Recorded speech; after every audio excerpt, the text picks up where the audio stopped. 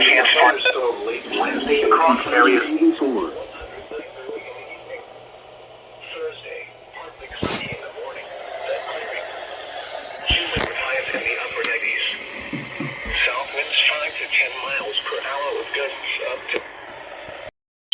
There goes Corpus.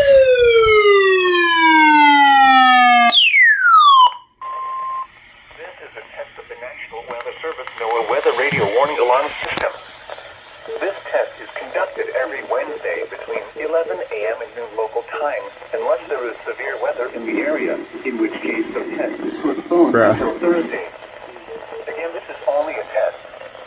There is no severe weather in the area at this time.